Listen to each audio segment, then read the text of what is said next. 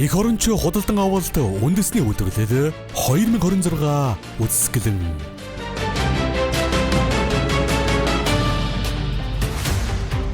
(2019 он бол Монгол улсын эдийн засгийн бодлого дотоодын үйлдвэрлэлийг дэмжих чиглэлд нэгэн томоохон алхам гарч эхэлсэн түүхэн жил байв. Тэр жил Монгол улсын засгийн газраас эх оронч худалдан авалтын жил хэмээн зарлаж төрийн худалдан авах ажиллагаанд дотоодын үйлдвэрлэсэн чанар стандартын шаардлага хангасан тохирлын баталгаатай 155 нэр төрлийн бараа бүтээгдэхүүнийг тэргүүн ээлжиндээ авах бодлого хэрэгжүүлж эхэлсэн юм. Уг санаачлагыг Монгол улсын ерөнхийлөгч Ухнаагийн хүрэлс үг 2019 онд ерөнхий сайд байх үедээ эхлүүлэн 2 жилдээ нэг удаа зохион байгуулж ирсэн юм.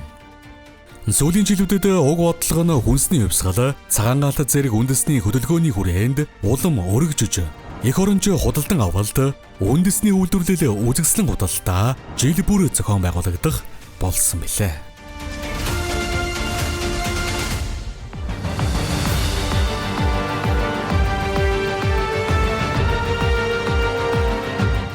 Тэгвэл энэ оны 1-р сарын 26-ны өдөр Монголын үндэсний худалдаа аж үйлдвэрийн танхимын их танхимд Монгол улсын ерөнхийлөгчийн санаачилсан эх оронч худалдан авалт үндэсний үйлдвэрлэл 2026 үзэсгэлэн 4-р удаага албан ёсоор нээлттэй хийлээ.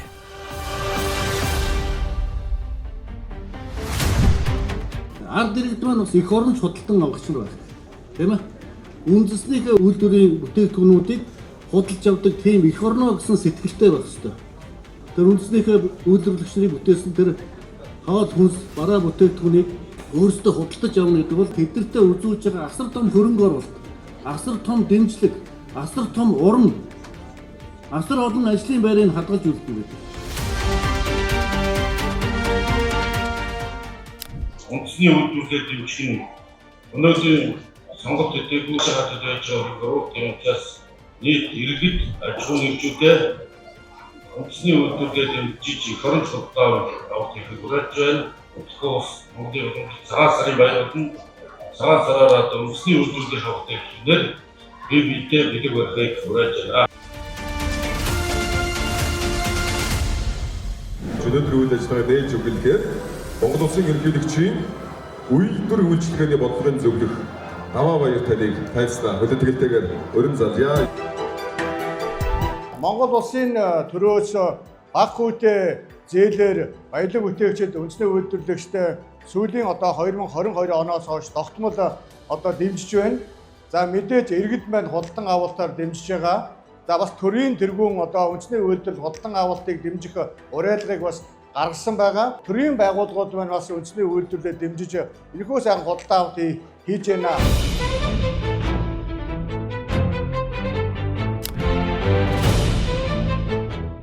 Бүтээгдэхүүн худалдаж авахдаа аль болох дотоодынхоо үйлдвэрээс авдаг болёо гэдэг ийм зорилгыг дэвшүүлээд төрийн байгууллагууд тухайн жилдээ ямар бараа бүтээгдэхүүн зарах гэж байгаа төлөвлөгөөгөө танилцуулдаг, семпл буюу загвараа танилцуулдаг.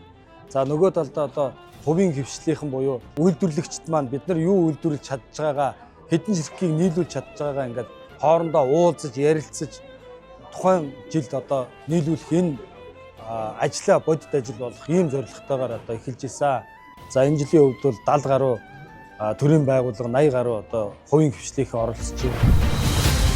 Эх оронч худалдан авалт үндэсний үйлдвэрлэл 2026 үзэсгэлэн. Манай компанийн хувьд бол 2019 оноос ахвалаад эдгөө хүртэл төрийн худалдан авалт нийтдээ 7 жил тасралтгүй үйл ажиллагаа гараагаа нийлүүлж байна. Энэ бол юу гэсэн үг гэхээр Монгол улсын өнөөгийн ерөнхий сайд Монгол улсын их хурлын дарга болохтой хамгийн анхныхан татаж авч оруулж ирсэн хууль болвол тендерийн хууль буюу төрийн болон орон нутгийн өмчийн хөрөнгөөр бараа ажил үйлчлэгээ худалдаа авах хууль байсан. Энэ хууль маань амжилттай хэрэгжсээр өнөөдөр бол манай компанийн хувьд хөлзөө өршгөө өгсөн юм амжилттай хэрэгжсэн хууль байна. Өнөөдрийн арга хэмжээ болохоор ингээд хүнсний хувьсгалын хүрээнд ингээд өнөөдөр энд бид нар бүтээгдэхүүнээ танилцуулаад байгаад маш их талархаж байна.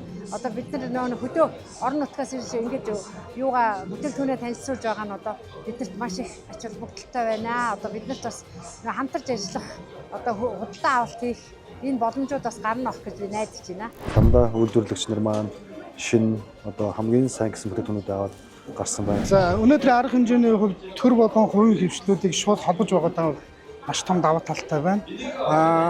Иймдээ ч одоо өрн брэнд цаасан бүтээгдэхүүн үндэсний үйлдвэрлэгч компани учраас энд одоо ингээд оролцсон. За өнөөдөр бол анх удаа яг энэ эх оронд худалдан авалт үндэсний үйлдвэрлэлийн үзэсгэлэнд оролцож байна. Монголчууд бүгдээрээ яг үндэсний үйлдвэрлэлээ дэмждэг байсан цагт үндэсний үйлдвэрлэл хөгжиж гэмээн Монгол улс одоо илүү сайн хөгжих юм аа. Бид нар баялагийг гадагшаа гаргахгүй дотооддоо байж нэг нэгээ дэмжиж эх орноороо одоо хөгжих ёстой цаг ирчээд байгаамаа. Мөн тус арга хэмжээнд ерөнхий сайд Зандан Шатар, Хүнс хөдөө аж ахуйн хөнгөн үйлдвэрийн сайд Бадам Сүрэн, Монгол Улсын ерөнхийлөгчийн үйлдвэр үйлчилгээний бодлогын зөвлөх Даваа Баяр, жижиг дунд үйлдвэрийн газрын дарга Эрдэнэ сайхан зэрэг төрийн удирдлага, салбарын төлөөллүүд болон 40 гаруй аж ахуй нэгж бизнес эрхлэгчид оролцож, чанарын стандартын шаардлага хангасан тохирлын баталгаат бараа бүтээгдэхүүнээ танилцуулсан юм а. Уг үзэсгэлэн засгийн газрын оролцоотойгоор төрийн болон төрийн өмчөд байгууллагууд уул уурхайн томоохон компаниудтай холбогдсон тэдний худалдан авалт хийх хамтын ажиллагааг өргөжүүлэх боломжийг бүрдүүлж байна.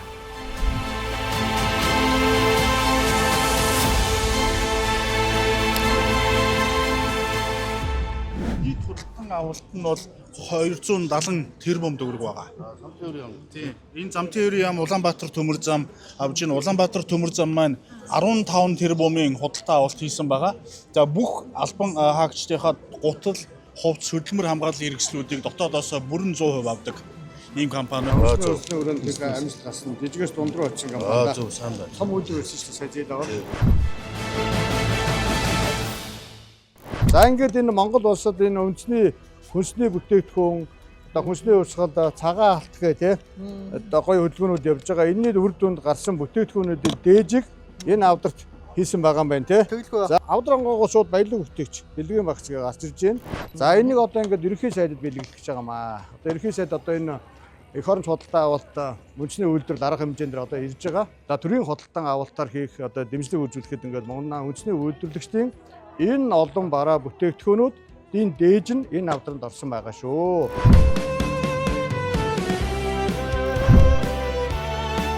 Тод өмс байна. Энэ бурам хоормогтой юу байна. Энэ 25-26 онд гарсан дандаа шинэ бүтээгдэхүүнүүд. Тэгээд нөгөө одоо үндэсний үйлдвэрлэлд дэмжиж цагаан сараар одоо бэлгийн багц болгоход санал болгож танд одоо энэ дээжид рүү өгч байгаа. Эх оронч худалдан авалт үндэсний үйлдвэрлэл 2026 үзэсгэлэн. Төрийн болон хувийн аж ахуйн нэгжүүд хоорондоо одоо хамтрал бас ийм түншлэл бий болгоод хамтдаа ийм хөгжих боломжууд бас үүсэж байгаа. Тэгээд энэ арга хэмжээ маань бас тэрийг бас маш сайн ийм дэлгэрүүлэх арга хэмжээ болж байна гэж харж байна. Тэгээд манай Бушхан брендийн зүгээс өнөөдөр бас бүтээгдэхүүнд танилцуулж оролцож байгаа баяртай байна. За өнөөдрийн арга хэмжээнд ерөнхийдөө манайх нөгөө улсынхаа хэмжээнд эрүүл органик бүтээгдэхүүн үйлдвэрлэж бүх хүн төрч ажиллая гэсэн зорилго маань нийцэж байгаа учраас бас төрийн дотоодын худалдан авалтаа дэмжиж жижиг дунд үйлдвэрлэлээ бас дэмжиж оролцож байгаа учраас бид нар бол оролцож байна.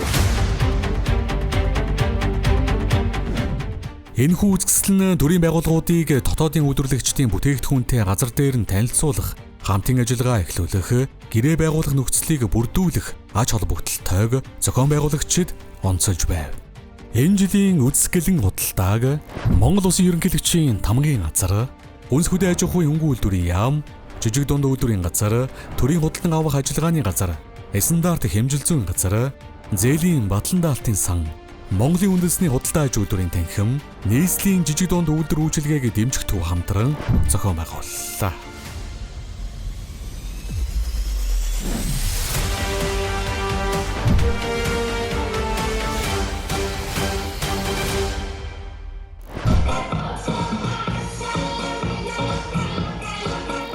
Өнөөдрийн үзэсгэлэн гоё болж байна. Өглөө эрт эхэлсэн тэгээд бас журамтай, жиг журамтай гоё болж байна. Төрөөс төлөв жижиг дунд үйлдвэрлэл баялаг бүтээгдэхүүн зохион байгуулж байгаа. Ингээд үндэснийхээ үйлдвэрлэлийг дэмжиж энэ үйл ажиллагаа зохион байгуулж байгаад нь маш их баярлаж байгаа. Одоо жижиг дунд үйлдвэрийн сангийн зохион байгуулагчид болон хүнсний хувьсгалчид амьсгалын арга хэмжээ зохион байгуулагчдад бол талархал илэрхийлье. Баярлалаа. Анх удаа яг энэ эх оронч худалдаа авалтанд болоод оролцож байна. За Өвсгөл аймгийн төлөөлөлд ирсэн байгаа. За ингээд шууд төрийн худалдаа авалтанд ингээд хоршооны бүтээгдэхүүнийг дэмжиж оролцох боломж байдгийн байна. За ингээд үннээс гадна үлдсэн хоршоонууд маань бол бас туршлага суугаад эх жилүүдэд бол ирж оролцсноо.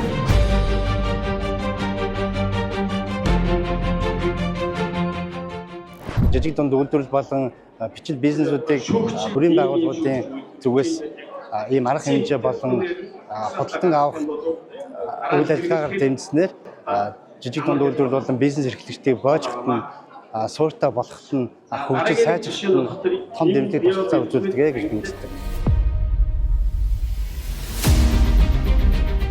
Монгол улсын дотоодын үйлдвэрлэл жижиг дунд бизнесийн доктортой байдал ажлын байр нэмэгдүүлэхэд төрийн худалдан авалтын бодлого чухал түлхэц болдог байлээ. Түүнчлэн зөвхөн жижиг бизнесийг дэмжихээс гадна өсөж тэлэх экспортлох чадвартай жижиг дунд үйлдвэрлэлийг бойжуулах бодлого тодорхой болж чанар стандарт тохирлын бадалгаатай үйлдвэрлэлийг урамшуулах механизм бий болно. Энэ нь үндэсний үйлдвэрлэгчдийн өрсөлдөх чадварыг нэмэгдүүлэх, гадаад зах зээлд гарах боломжийг өргөжүүлэх юм.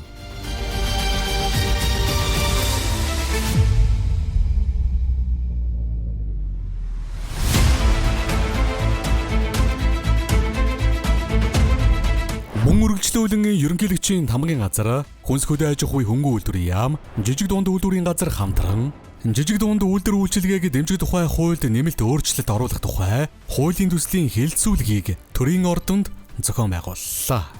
Хэлэлцүүлэгт жижиг дунд үйлдвэр эрхлэгчид, хоршоод, салбарын холбоодод, төрийн болон төрийн бус байгууллагуудын 100 гаруй төлөөлөл оролцож санал бодлоо солилцлоо.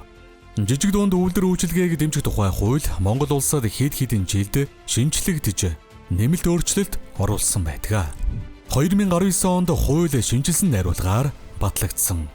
2021 онд бүрэн шинжилсэн найруулга болон нэмэлт өөрчлөлт орсон. 2024 онд тус хуулинд нэмэлт өөрчлөлтүүд орсон юм. Монгол улсын хувьд бол энэ жижиг дунд үйлдвэрлэл үйлчилгээ Монгол улсын эдийн засагт буюу дотоодын бүтээгдэхүүний ердөө 5-6% эзэлж байгаа. Хэдий олон мянган аж ахуйн нэгжтэй олон ажлын байр гаргадаг ч гэсэн эдийн засгт үзүүлж байгаа одоо нөлөөлөл нь их бага байгаа. Энэ зээлийг олохдоо шаталж олгоё. Өөрөөр хэлбэл хүний амьдралын мөсөлтөө зүүрлэх юм бол хөдөлмөр эрхтний дэмжих санг нь одоо цэцэрлэг одоо энэ одоо байгаа жидүү санг нь бичил сан болгоод энийг бол бага анги тэгээд дунд ахлах анги нь бол жижиг дунд үйлдвэрийг дэмжих юм санхүүгийн корпорац өрн байгуулах зөвөө гэж үзэж байгаа.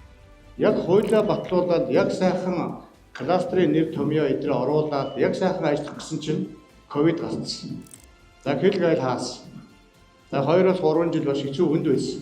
Жижиг дунд байтугай том компаниуд хүртэл энэ ковидыг давж хахад маш хүнд байсан. Тий 10 их найд эдийн засгийн аврыгээд 10 их найдын хөтөлбөр явуулсан. Тэрний 2 их найдыг нь жижиг дундрлуу үйлдвэрлэлөө чиглүүлж тэгжээж бид бас нэг аваа гайгүй үйлдэлсэн. Тэгэхээр манай жижиг дунд үйлдвэрлэгч нар ийм одоо 2013-аас 16 оны эдийн засгийн хямрал, ковидын хямрал, маш олон энэ эдийн засгийн хямрал энэ өрсөлдөөний дунд хөл гардраа тогтох гэж маш хүнд хэцүү замыг туулж явж байгаа. Энэ удаад бол Бадамсрын сайд бол өөрөө бол энэ одоо хуулийг сахлаа явж байна. За энэ хуулийн одоо яг ажлын хэсгийнхэн бол бас шинжилэгдээд дахиад одоо 26 оны 3 сард сүргэн барихад бид нэр бэлтгэл ажлыг хангаж байгаа. Хамаагүй үйлдвэрлэлийн туслан гүйцэтгэгч болж жижиг дунд үйлдвэрлэгч нь тэрнээс хүн болгон нэг брэнд хөгжүүлэлтэд хамаг цаг зав мөнгөө тэрэн зарцуулаад суугаад авах биш. Туслан гүйцэтгэгчийг дэмжих одоо энэ бодлогыг боловсруулмаар. Аль болох нөгөө импортын багаас илүү давуу талыг үүсгэх юм бол дотооддоо үйлдвэрлэсэн барааны орлогыг бол арай хурдан гэж одоо шаардлагач юм уу буцааж олгож өгдөг тийм үйлчлсэн байгууллагын болов гэж байна. Энэхүү хэлэлцүүлэг нь жижиг дунд үйлдвэр үйлчилгээг дэмжих тухай хуулийн зохицуулалтыг шинэ нөхцөл байдал нийцүүлэн сайжруулах, боловсронгүй болгох зорилготой. Тухайлбал жижиг дунд үйлдвэр эрхлэгчдийг төрөөс илүү үр дүнтэй, тогтвортой дэмжих, бизнесийн таатай орчныг бүрдүүлэх, тэдний төлөөллийг бодлого боловсруулах шатанд оролцуулах замаар эдийн засгийн өрсөлдөх чадварыг нэмэгдүүлэх чиглэлд хуулийн нэмэлт өөрчлөлтүүдийг тусгах гэж байна. Цаашид санхүүжилтийн хүртээмжийг сайжруулах, орон нутгийн дэмжлэгийг эрчимжүүлэх, инновац, экспортод чиглэсэн бодлогыг хэрэгжүүлэх, жижиг бичил бизнес эрхлэгчдийг тодорхой мэдээлэл, мэрэгжлийн дэмжлэгээр хангах шаардлагатай байгаа юм. Жижиг дунд үйлдвэрлэлийн газрын дүүргийн байр нь ингээд хүн ажиллах шаардлага хангахгүй байна гэдээ одоо жишээ бас яригдж байгаатай адилхан жижиг дунд үйлдвэрлэлийг дэмжиж байгаа төрийн байгууллага маань өөрөө хэр хүртээмжтэй ажиллаж байгаа вэ? Өөрийн гэсэн бодлого зохицуулт хуультайгаа уялдуулж хөгжүүлж гин үү? Энэ бас жижиг дунд үйлдвэрлэгчдийн хувьд маш чухал мэдээлэлтэйгээ уялдаад өөрсдөө боломжуудаа авч ажиллахад тэн талаар тусгаж оруулж өгөөсэй гэж бодож байна. Төрийн худалдаа авалт гэдэг бол маш чухал. Яг 2023 оны байдлаар бол 12.3 их найд төгрөгийг төрийн худалдаа авалт хийсэн байгаа. Тэгэхээр энэ тоо маань 25 онд бараг 20 их найд төгрөг төгссөн баг. Тэгэхээр энэ манай холбооны бас нэг санал нь юу вэ гэхээр яг төрийн худалдаа авалтын тодорхой хувийг жижиг дунд үйлдвэрлэлээс авдаг байх зохицуултыг хийгсэ гэж найдаж байгаа. Ингэхдээ хөнгөлтөө зээлийн нөхцөл хуваарлтыг тодорхой болгох, үндсэн хөрөнгө 8-аас доошгүй жил, эргэлтийн хөрөнгө 5-аас доошгүй жил, хүүн 6%-аас ихгүй. Санхүүгийн хүртээмжийг сайжруулах, их усүрийг нэмэгдүүлэх, хөнгөлтөө зээлийг тасралтгүй шатлан олгох, бичил үйлдвэрийг хөгжүүлэх сан жидүү корпорац байгуулах. Бизнесийн хөгжлийн шатлсан сургалт, бизнесийн зөвлөх үйлчилгээнд хамрагдсан тохиолдолд зээл олгох зэрэгээр зохицуулах нь зүйтэй.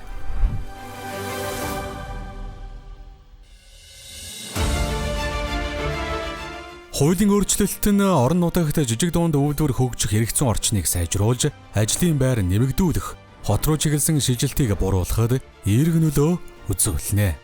Ялангуяа хүнс хөнгөн үйлдвэрийн салбарт түүхэн эдэд суурилсан, нэмэн үрдэг шингэсэн үйлдвэрлэл нэмэгдэх хүлээлттэй байна.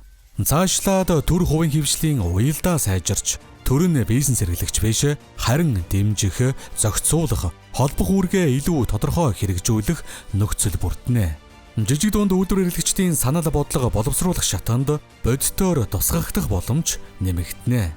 Ингэснээр эдийн засгийг том зургаар харуул, дотоодын үйлдвэрлэл өсөж, импортын хамаарал буурч, ажлын байр нэмэгдэн, татварын бааз тэлж, Монгол улсын эдийн засаг төрөлжин хөгжих суурь нөхцөл бүрдэх юм.